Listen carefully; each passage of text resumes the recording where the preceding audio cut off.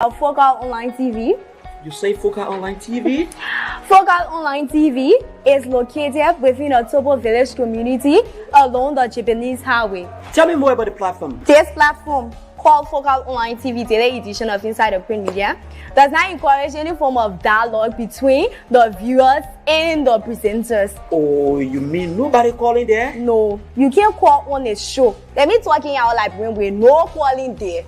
So all you can do is you will listen to the news, and they can also encourage you to buy the newspaper to listen to the news in details. But do you do viewer recognition at times? Oh yes, we do viewer recognition. When you are watching, we notify you, and sometimes we even appreciate you on a show, telling you thank you for always following us. We also encourage you to share the live stream, because the more you share the live stream, we transform and we transition ourselves as a broadcast team as well. Wow. So when can I better get this program you are talking about? This program is here every Monday to Friday at 10 a.m. to 10:45. The program runs for 45 minutes. Wow. And guess what? Wow. We bring you hot stories of our trending situation within our country, Liberia.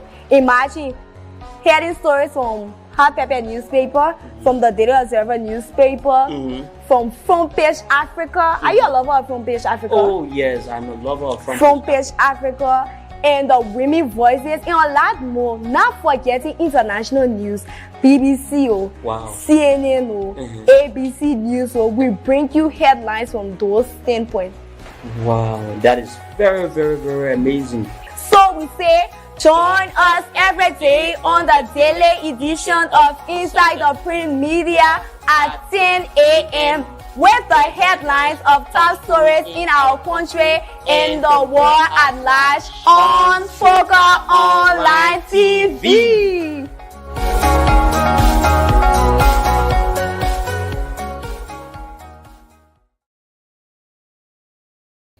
Okay, good morning, fellow Liberians. Good evening, good afternoon, wherever you are. This is the program Inside the Print Media on Focal Online TV. You just listening to the beautiful advertisement detailing about what we do on this particular program. So let me just emphasize what we do on this particular program. The program Inside the Print Media is where we give you all of the information pertaining to our country. And nowadays, because we have a lot of newspapers in our possession, so we do not bring you international developments. So all of these developments here are relating to Liberia, and they are very, very, very interesting and worth listening to. So for those of you who are watching, please share this live video. Share this live video so that this particular content can reach other people, so that Liberians can get informed. And when we get informed, the issues about misinformation and disinformations will definitely go away from our society. So let's go over to the Daily Observer newspaper. LPRC to import petroleum products signs sales purchase agreement with Ghanaian-based oil distribution company Fractum Energy Limited. LPRC to import petroleum product signs sales purchase agreement with Ghanaian-based oil distribution company Stratcom Energy Limited. The Liberia Petroleum Refining Company has announced its plan to import petroleum product into the Liberian market through an agreement with Stratcom Energy and Trading Limited, a Ghanaian-based oil company, oil import and distribution company. The partnership, which is known as a sale purchase agreement, was formalized during a signing ceremony held on Wednesday, May 8 at the Prada Storage Terminal PST on Bourgeois Island.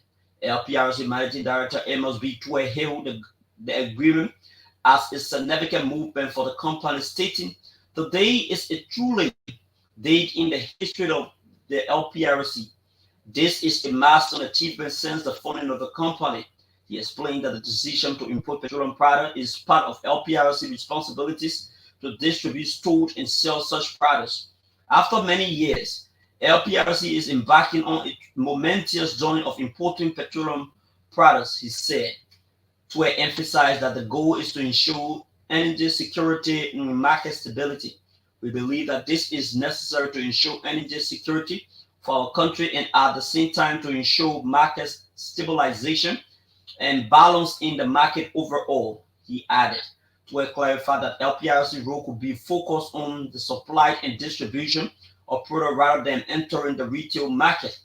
When LPRC imports a product, we will have it in our tanks and provide it to the importers, distributors, and those who want it, he said. We are not going into the retail market.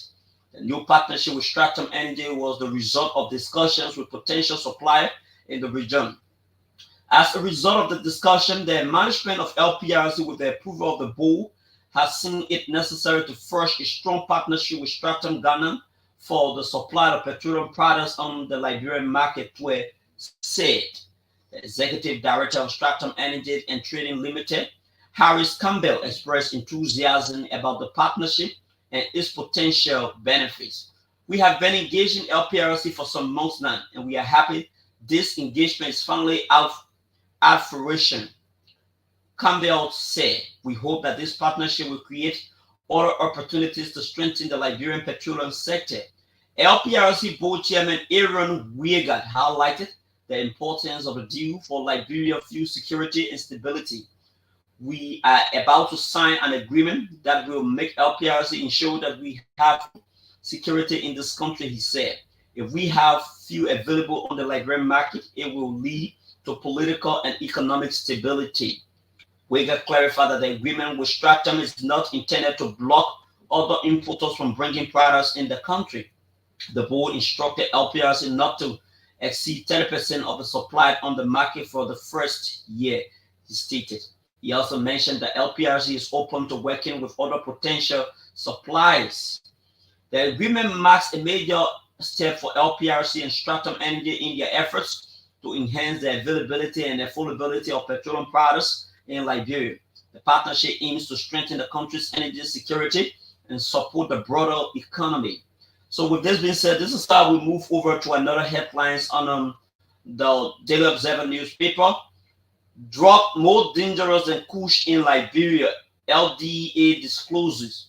Drug more dangerous than Kush in Liberia, LDEA discloses. The Liberia Drug Enforcement Agency Director General Abraham Crewman has disclosed that a new drug identified as zombie is in the country. Making the disclosures to reporter Friday, Colonel Crewman said that the new drug was discovered and confiscated by a team of LDA officers in the commercial hub of Red Light in Plainsville City. According to him, the new drug, which made its way to Liberia, is more dangerous than Kush, and said that the LDA is investigating to find the origin of the drug. Going further, the head of the LDA also provided an update on the agency's effort during the first 100 days of the new government. Crewman highlighted the LDA commitment to combating drugs trafficking and distributions in the country, noting significant progress despite financial and budgetary challenges. He outlined the LDA's focus on disrupting the drug trade, targeting those involved in bringing drugs into the country and those profiting from drug sales. According to him, drug agency was successfully arrested in several distributors and traffickers and aims to extend its effort to track the profit generated from drug sale. Additionally, Crewman emphasized that the importance of community engagement in raising awareness about the dangers of drug use is necessary. The LDA has conducted outreach at churches, mosques, schools, and other community places to inform the public about the consequences of drug abuse and the need for a safe environment. Despite challenges, Crewman expressed confidence in the LDA's ability to address the drug crisis with continued support and funding. He underscored the necessity of professional help for those struggling with addictions and the government's responsibility to provide support. During the press conference, Hassan, the director of operations, shared his first-hand experience during nighttime raids in areas heavily affected by drug use. He expressed concern about the dire conditions many people live in and the lack of political will to address the issue. Both Crewman and Fadiga stressed the need for rehabilitation and vocational training for individuals struggling with addiction to help them become productive members of the society. They also call for more job opportunity for young people and improve access to mental health care. In conclusion, the LDA chairperson emphasized the importance of ongoing efforts to combat drug abuse and trafficking in Liberia and the need for continuous support for stakeholders and the community. With this being said, this is how we move over to the New Dawn newspaper. Western Cluster road permit suspended. Public Works threatening termination in 60 days. Western Cluster road permit suspended. Public Works threatens terminations in 60 days. The company's road user permit was suspended after President Bouaka threatened to order its closure last month because it has been extracting the nation's resources, damaging the road, and leaving no benefit for the people. Liberia Public Works Ministry has suspended the road user permit issued to Western Cluster Limited for violations of the terms and condition permit. The ministry announced the decision Wednesday, 8 May 2024, days after President Joseph Yuma Bouaka ordered the company's closure for extracting the nation's resources, damaging the road and leaving no benefit for the people. The Public Works Ministry said the RUP gave Western Cluster the right to commercially haul iron ore on the Freeport of Monrovia Bombing Hill Road Corridor. In the notice sent to the company through its country representative, the ministry noted specifically WCL Persistent Western Cluster Limited persistently violated Section 2D of the permit. The ministry accuses Western Cluster of employing trucks longer than permit, 34 feet in length and 5.3 feet in width, and carrying an axle load of about 40 tons, far beyond the allowable 30 tons. The ministry further stated that it observed and documented Western Cluster tracking of iron ore through the day and night, contrary to the limitations stipulated in the permit.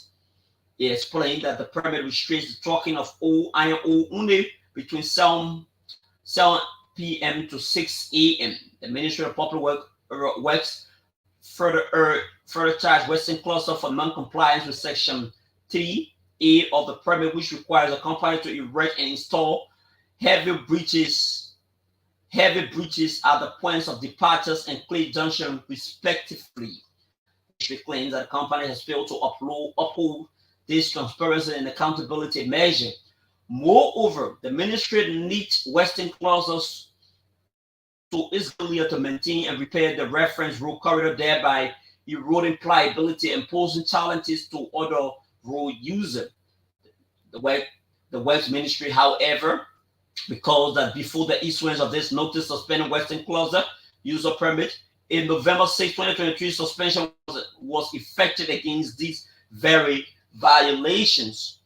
What is more frustrating is that the Ministry of Public Works on November 6, 2023 suspended the permit for similar violation, which suspension was lifted after Western Cluster assured the Ministry of curing these violations within the soonest possible time. The release said the ministry concluded that it had no option but to decide against Western Cluster's lack of good faith in fulfilling its obligation until all violations and default under the permit are cured. It cautioned that the company risks terminating its road user permit if Western Cluster fails to cure these stipulated violations within 60 days. With this being said, this is how we move over to another headlines on the New Dawn newspaper. Different power as South African Constitution. Different powers as South African Constitution. Professor Lumbumba tells lawyers. Professor Lumbumba has warned that it is dangerous for the judiciary in African countries to be funded by international institutions like the USAID and World Bank, among others, because it will serve the pleasure of these institutions. Kenyan lawyer and Pan-Africanism activist Prof. Patrick Olotio Lumbumba says African constitutions are invaluable honor as sought by different powers. Speaking in Monrovia Wednesday, 8 May 2024, Dr. Lumbumba stated that these powers want to change African constitution to have Africa democratized. whatever democratas means to them. Addressing the International Association of Judges Conference, Professor Lumbumba suggested that achieving judicial independence is more merely a matter of constitutional design. The conference was held on the theme Building Integrity Through Positive Action, a means of ensuring an independent judiciary. African constitutionals are invaluable honor I saw by different power who want to change them in the quest to have Africa democratized. Whatever democrats mean, said Professor Lumbumba. After the 1900s, there was this breed of new constitutional dispensation when the Western war convinced many African countries that democracy is equal, having a free press and free civil society, which led to the amendment of the constitution. Professor Lumbumba noted. Prof. Lumbumba is a notable Africanist, and he has delivered several speeches alluding to or about African solutions to African problems. He is an admirer of Kwame Nkrumah and the first president of Ghana, and of Patrick Lumumba and Thomas Sankara, the assassinated revolutionary leader of the Democratic Republic of Congo and Burkina Faso, respectively. The great Kenyan scholar Lumbumba has referred to and quoted them several times in speeches. Lumbumba is remembered for his emotional-laden and energetic speech in Uganda at the third Anti-Corruption Convention. According to him, Africa doesn't have a constitution reflecting the culture and tradition of its continent and people. Therefore, he suggested that Western powers defines and tells Africa what the constitution is, and it entails something he said has placed the continent in crisis. Disclosed that before the 19th century, Africa had a constitution that mirrored different African traditions and culture that the people could identify with. After the colonial rule in Africa, he noted that the African continent was again forced to formulate a constitution demanded by the Western power. Professor Lumbumba detailed that when those amendments were being considered, the independence of the judiciary was discussed, but he argued that the judiciary independence should start with government funding. If the judiciary is funded by international institutions like USAID and the World Bank, among others, he said it allows the judiciary to work according to the pleasure of the institution providing the funding. He warned that this practice is dangerous. The National Association of Trial Judges of Liberia has been hosting the African Regional Group Conference and the International Conference of International Association of Judges in Monrovia. The conference is expected to climax on Thursday, May 10, 2024. Several legal personalities and officials have attended the conference, including Vice President Jeremiah Pankung, Chief Justice Siane Ayo, the Supreme Court bench, Ghana Chief Justice, the President of the Liberian National Bar Association, female lawyers, and the diplomatic community. With this being said, this is how we move over to the front page African newspaper. Renowned Kenyan professor calls for institutionalized judiciary appointments to ensure independence and integrity. Renowned Kenyan professor calls for institutionalized judiciary appointment to ensure independence and integrity.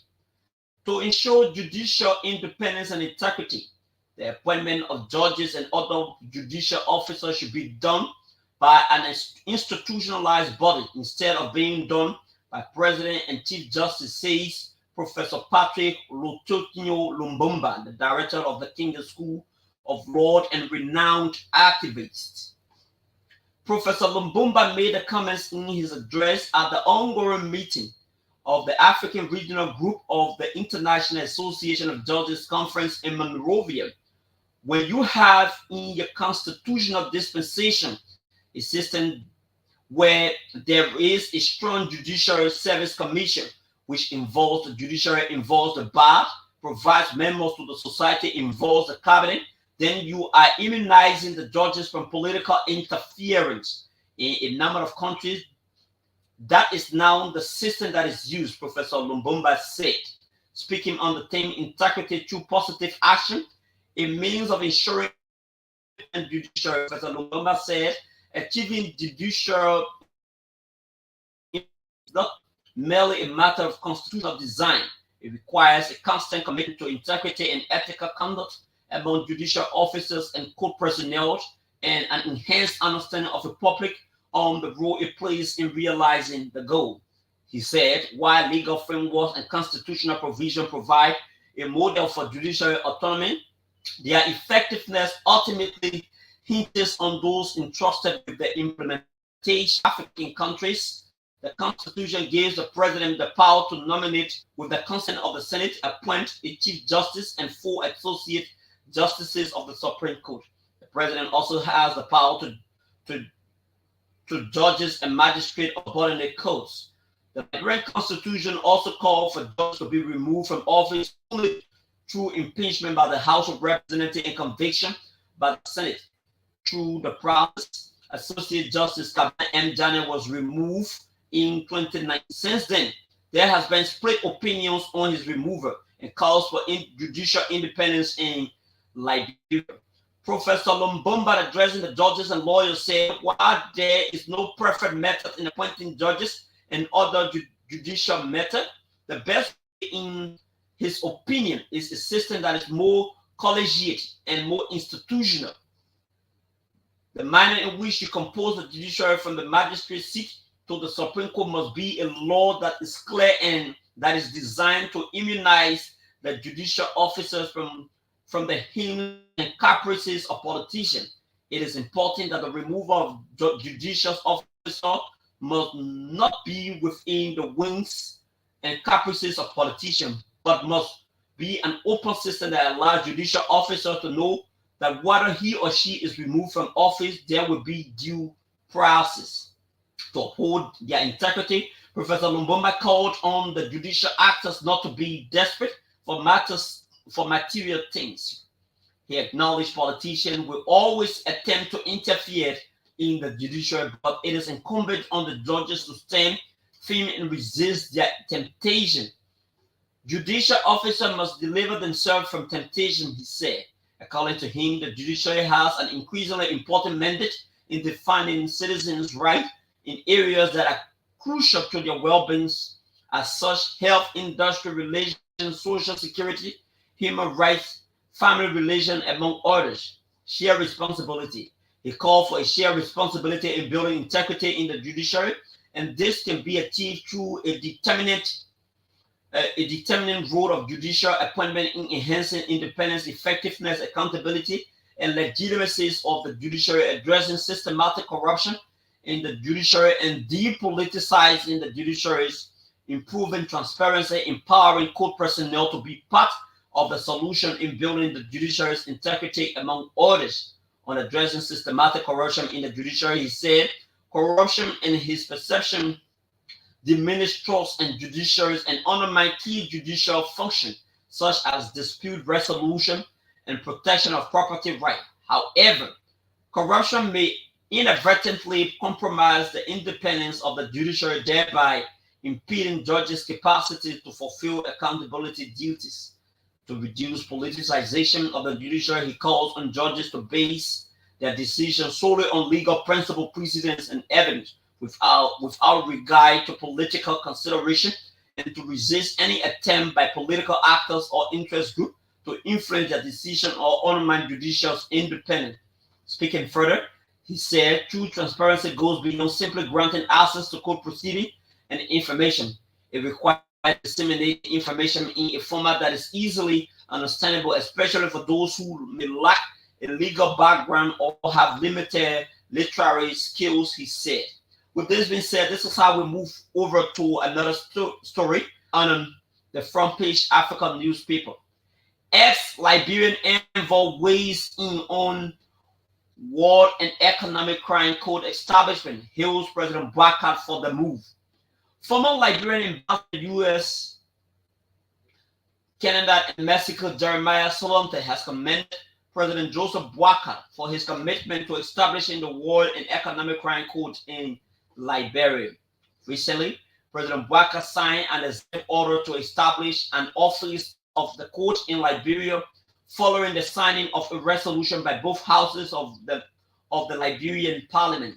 Following the president's executive order, former Ambassador Solonte took to his official Facebook page to appreciate President Bouaka for the move. Ambassador Solente also used the medium to recount his bitter experience with war, which he said led to the death of his uncle and mother, including hundreds and thousands of Liberians. As young university graduate, I lost first salary check at Cotterton Campus University while fleeing the campus during the takeover of the campus for a training based by the National Patriotic Front of Liberia of rebel leader Charles Taylor, he said. On my arrival in Danale, Cote d'Ivoire, I was told of the beheading of my uncle John Clement and two other family members in my village simply for refusing to give to the rebel their cassava. My uncle's mother died of malaria due to the lack of medication as the hospital began inaccessible. Ambassador Solente further. The former transport minister said the steps taken will show Liberians' confidence in the rule of law and the dire need for accountability and transparency in the country. He believes justice may not bring back the lives lost during the war, but could serve as a deterrent to individuals who see war as a way forward. Solente further noted that establishing a war crime court in Liberia is also a significant step to ending the culture of impunity. I therefore join other well-meaning Liberians to applaud and congratulate President Joseph Yomo Bouaka for the critical step taken to establish the War and Economic Crime Court in Liberia. With this being said, this is how we move over to the Inquirer newspaper. We are very sorry that we cannot bring you the Hot Pepper newspaper due to some grave technical issue. WFP denied controversial confiscated rice in Nimba. World Food Program denies controversial confiscated rice in Nimba. As police launched investigation into alleged theft leading to the disappearance of over 400 bags of rice, WFP says the confiscated bags of rice pending investigation with police is not for WFP. Speaking on the issue, World Program representative in Nima County, Andrew Gadi, disclosed that the closure of WFP sub-office in Zweden since 2023. According to Gadi, WFP is doing food feeding with homegrown food through selected farmers or cooperative working in collaboration for food feeding in the country. The confidential bags don't have WFP logo, Gadi said. Police is conducting an investigation of a consignment of truck of 50 bags of rice with USDA logo prescription not to be sold. During the senatorial by-elections in Nimba, police backed by PSU arrested MOC Inspector Alfonso Miami and businessman Sam Zukwanwan, Bananti Kamara of National Identification Registry, and businessman Romeo Yellow in connection to the crime. When this paper contacted the police in Ganta, they referred the paper to contact the LNP headquarters in Monrovia on ground that the case is under investigation in Monrovia. The truck was carrying rice to Grand Gila for school, but nobody knows that what really happened that led to the arrest of the suspect. The suspect, police asserted. When this people contacted the Liberia Police, the Liberia National Police Communication Department via mobile phone, Police Commander Officer Clark remained tight-lipped but promised to call back. Since the case started, that led to the transfer of the 4 suspects to Monrovia, MOC police have remained silent on the issue. With this being said, this is how we move over to another development on motors sheer deception. Motorcyclists rob Tapet requests. Aggrieved motorcyclists have robbed the Unity Party chairperson appeal to Vice President Jeremiah Kun, terming it as being purely deceptive.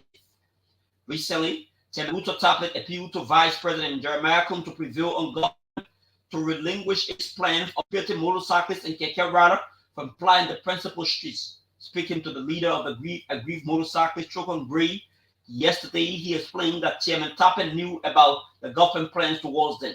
So his intervention is questionable. According to him, Luther Tappert should stop the pretense because he was aware of the evil regulations from the initial stage, but then did nothing about it. Instead, he acted like nothing happened. We will not be blindfolded by your so-called intervention because you are just doing this to promote yourself and not helping us, he said. Gray is threatening to sustain protests against the Liberian National Police no-go zone regulation scheduled for May 17, 2024, adding that since the police have decided to set May 15, 2024 as the day to begin restricting commercial riders flying designated area, they as well will not rest. Flanked by other angry riders, Gray said that his sustained protest will begin on Monday at the Capitol building, asking the lawmakers to include them in the national budget that was just passed so they can be able to get jobs for themselves. So they don't want us to ride motorbike any longer. They have to include the motorcyclists in the national budget that was just passed in order to give us jobs because we don't want to be idle, he said. It can be recalled that the government, through the Liberian National Police, signed a symbolic memorandum of understanding with the motorcyclists in which the Liberian National Police stand that the ELWA junction through Central Monrovia and Freeport through Central Monrovia as no-go zone for motorcyclists and Kekarada beginning Monday, May 15, 2024. Since the pronouncement, hundreds of motorcyclists have not endorsed the proposal and have begun staging pocket protests. With this being said, this is how we will sum up with all of our news presentation today. Many thanks to all of you who have been closely following our live broadcast. My name is K. Lyndon Togba and Baba from my end.